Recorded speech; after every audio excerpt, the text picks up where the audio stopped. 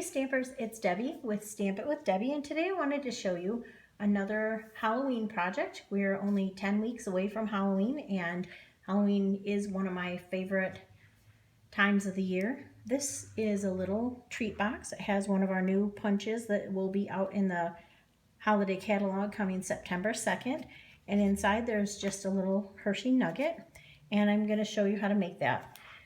These are the two stamp sets.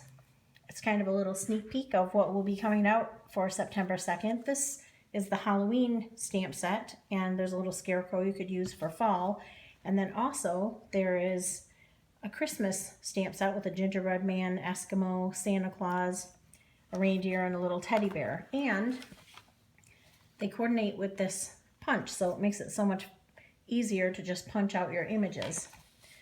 Let's get started, and I'll show you how to make this little treat that you can pass out to trick-or-treaters or maybe someone in your office. I'll put it here so maybe you can see it a little better. I'm going to start with a piece of paper of smoky slate that is 2 inches by 7 inches. I'm going to get out my scoreboard, and we're going to score that at 3 inches and 4 inches.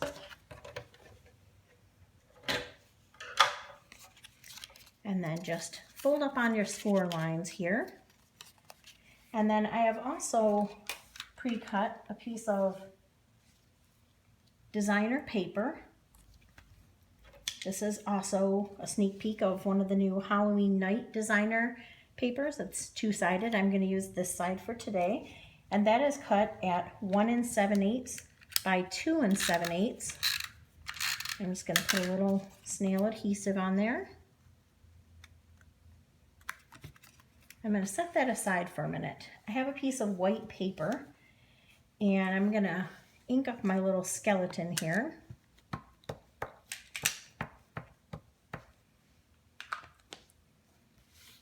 And stamp him on my Whisper white paper. Isn't he so cute? And now I'm going to punch him out. I love coordinating punches with the stamps. I guess I got a few extra pieces there, but that's okay. Now he doesn't really need any coloring, but if you notice, I have him carrying a little trick-or-treat bag, so I want to stamp that, and I am going to actually cut that out because there's not a punch. So I'm going to ink that up with my black StazOn ink.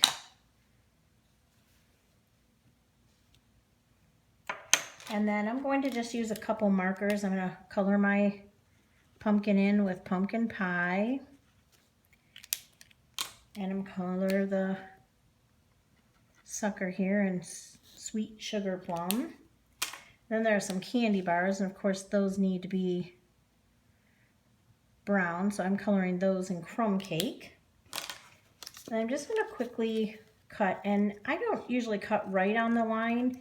I cut a little bit around it. That way you don't lose the effect of the lines from the stamp.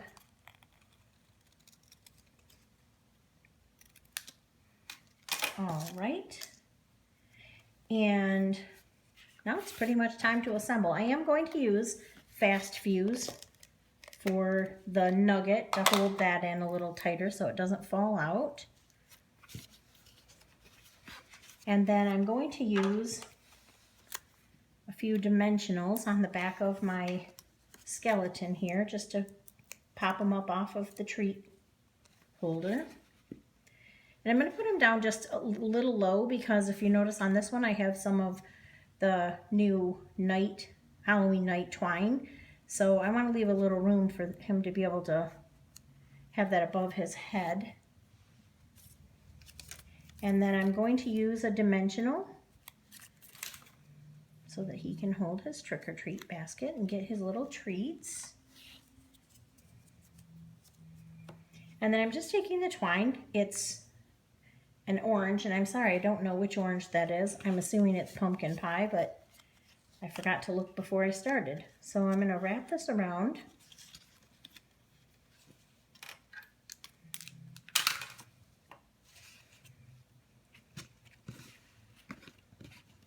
And we're just going to make a little bow up here to hold treat holder shut.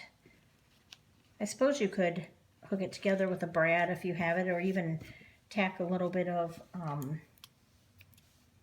a glue dot on there. I just like the look of the new twine. And there you are. How simple is that? Something to give out to your trick-or-treaters or friends, neighbors, kids in your neighborhood. I hope you enjoy this, and remember, just 10 weeks till Halloween. I hope you'll stop by again. Thank you.